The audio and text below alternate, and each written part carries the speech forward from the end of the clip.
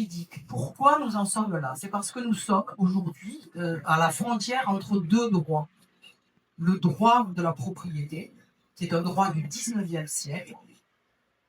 pour lequel il y a eu une définition de l'intérêt général, qui était celui pour déroger au droit de propriété, qui est en quelque sorte un droit inviolable et sacré. Il fallait bien trouver, pour pouvoir faire des infrastructures d'intérêt général,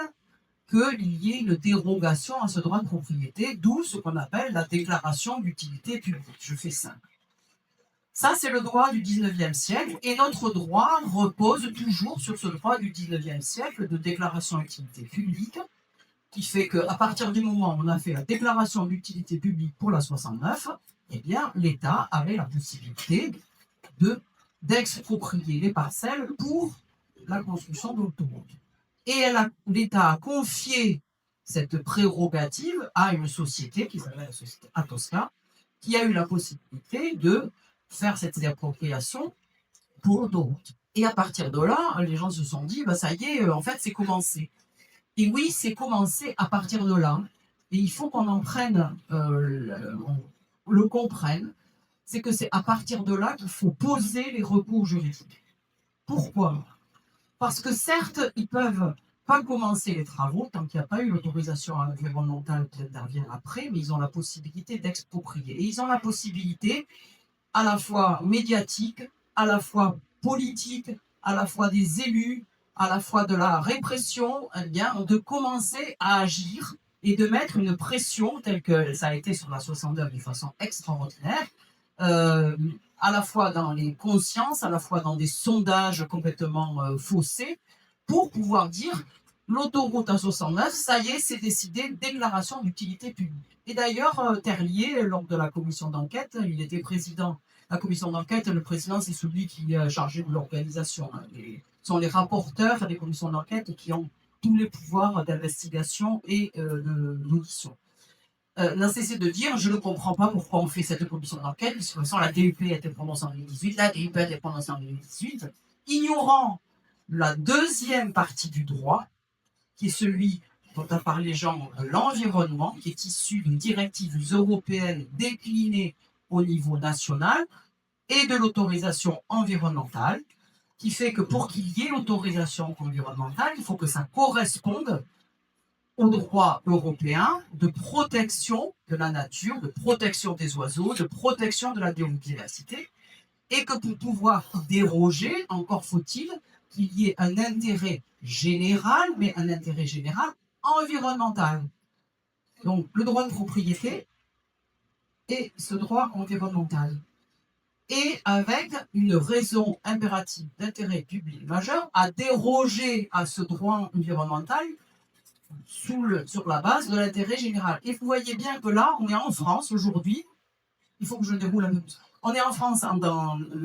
deux intérêts généraux qui s'affrontent.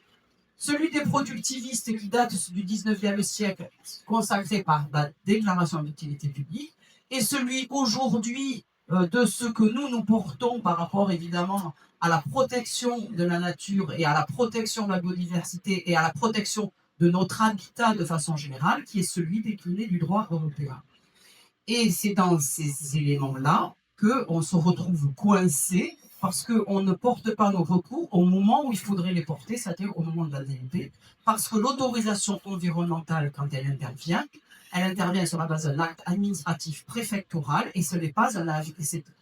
l'autorisation environnementale, quand elle émet un avis réserve, ce n'est pas un avis conforme, on n'est pas obligé de s'y conformer, donc sauf si elle dit avis défavorable, et c'est très rare. Et donc voilà, on est dans cette espèce d'entre-deux, il faut changer la loi. Et ce qui est positif, c'est que aujourd'hui, c'est quelque chose qui est en train d'avancer sur d'abord la base d'un échec, parce qu'il le considère comme un échec. La 69, nous, c'est aussi un échec, mais juridiquement, il le considère comme un échec,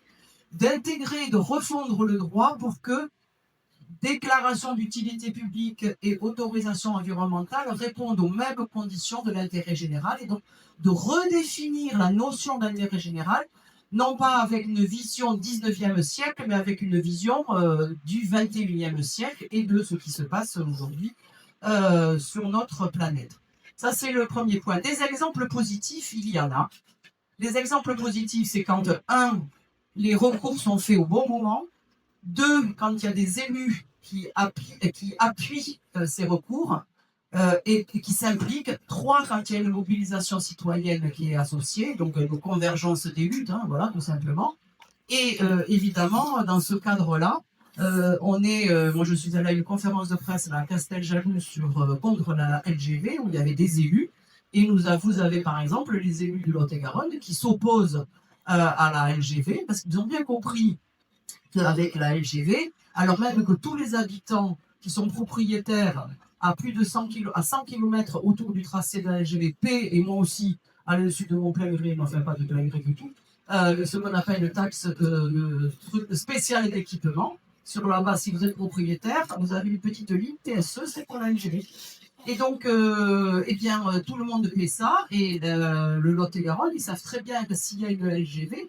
il va y avoir l'abandon des gares, probablement, et notamment Marmande, sur le tracé de l'autre ligne,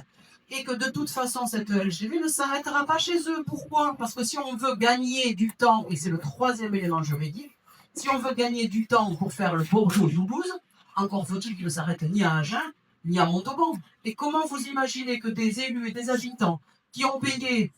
pour avoir une ligne qui a plus vite, mais qui s'arrête chez eux, acceptent que cette ligne qui va coûter 20 milliards, plus les gares qui vont être gare Betterave en dehors d'Agen, en dehors de Montauban, où il va falloir que ce soit les mêmes élus qui paient et habitants qui paient pour faire des navettes, pour rejoindre la ville de centre, pour pouvoir en prendre une correspondance, puissent accepter que le train leur passe devant et qu'ils ne puissent pas en bénéficier. Et le troisième élément, c'est pourquoi enfin on se trouve là. Et là aussi, il y a une avancée dans les réflexions et le rapport du Conseil d'orientation des infrastructures qui a été rendu il y a un mois, dit le temps des choix entre les grands projets inutiles et possibles, financièrement insoutenables, et la réhabilitation des mobilités de quotidien, etc., indique expressément ce que je dis depuis 2 ans et sur lequel je porte une proposition de loi, c'est qu'il faut revoir le bilan socio-économique qui est à la base de tous les projets et qui privilégie dans l'analyse des projets, y compris au niveau de l'autorisation environnementale, la question du temps gagné.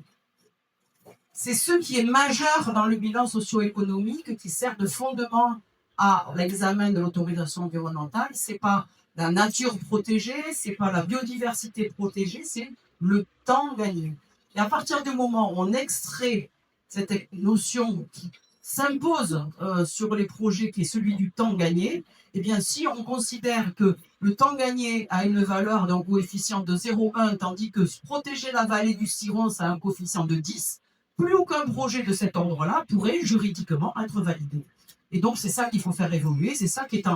en train d'être validé, enfin, en train d'évoluer. Je postule les représentants du ministère et on en a parlé, ils y réfléchissent parce qu'ils voient bien que ça bloque. Mais pendant ce temps, il y a les assauts au niveau du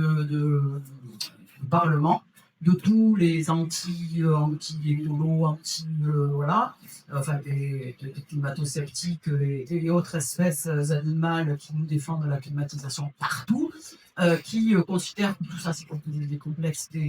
des procédures extrêmement complexes, il faut tout simplifier, et qui très récemment ont octroyé la raison impérative d'intérêt public majeur par la loi à certains grands projets tels que des infrastructures ou des fermes usines, etc. Donc, d'un côté, il y a une prise de conscience, c'est un point positif,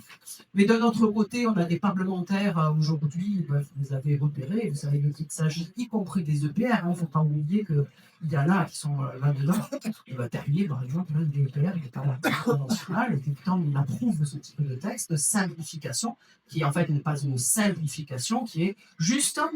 une accélération de certains projets qui sont combattus au nom à la fois de notre intérêt bien commun et également, évidemment, au nom du droit, parce qu'on a le droit avec nous.